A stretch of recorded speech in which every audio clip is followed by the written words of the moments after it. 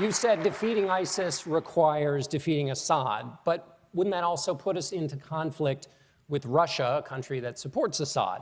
So doesn't that mean effectively Assad's there to stay? No, it doesn't, and that's the problem. The lack of leadership in this country by Barack Obama, John Kerry, Hillary Clinton, thinking that this is a policy that works, this policy of containment with ISIS, it's a complete, unmitigated disaster.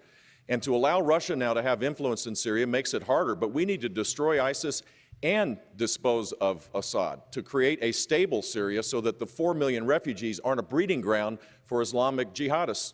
This is the problem. Donald Trump brought up the fact that he would want to accommodate Russia. Russia is not taking out ISIS. They're attacking our team, the team that we've been training and the team that we've been supporting. It is absolutely ludicrous to suggest that Russia could be a positive partner in this. They are on the run. They are making, every time we step back, they're on the run. The question that you asked was a really good one about what you would do. What 3 things would you do? I would restore the military. The sequester needs to be reversed. I would have a strategy to destroy ISIS. And I would immediately create a policy of containment as it relates to Iran's ambitions and to make clear that we are not going to allow for Iran to do what it's doing, which is to move towards a nuclear weapon. Those 3 things would be the first and foremost things that we need to do in 2017. Mr. Trump, you were mentioned here. You did say you could get along very well with Vladimir Putin. You did at one point say, let Russia take care of ISIS. Call me a genius. I like him so far, I have to tell you. Let me just tell you this. Jeb is so wrong. Jeb is absolutely so, that's, just so you understand, you know what that is? That's Jeb's special interest and lobbyists talking. Look, let me just tell you something. Jeb is so wrong. You got to fight ISIS first.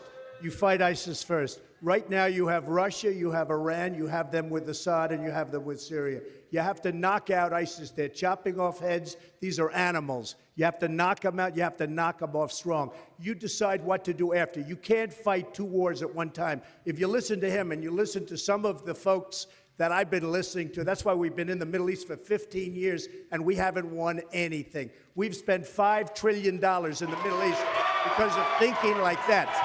We've spent and Lindsey Graham, who backs him, who had 0 on his polls. So let me just tell you something. We've spent,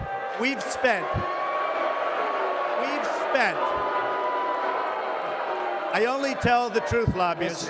We've spent $5 trillion all over the middle. We have to rebuild our country. We have to rebuild our infrastructure. You listen to that, you're going to be there for another 15 years. All right, Governor Bush, please respond. So the very basic fact is that Vladimir Putin is not going to be an ally of the United States. The whole world knows this. It's a simple, basic fact. They're not taking out, they're not even attempting to take out ISIS. They're attacking the troops that we're supporting. We need to create a coalition, Sunni-led coalition, on the ground with our special operators to destroy ISIS and bring about stability. And you can't do that with Assad in power. We're supporting troops that we don't even know who they are. We're supporting troops that we don't even know who they are. All right. We have no idea who they are. Gentlemen, I think we're gonna leave that there. I've got a question for Senator. This is from a guy who gets his foreign policy from the shows. Oh, this is a guy who thinks that Hillary Clinton was a great negotiator in Iran. We're living in dangerous times.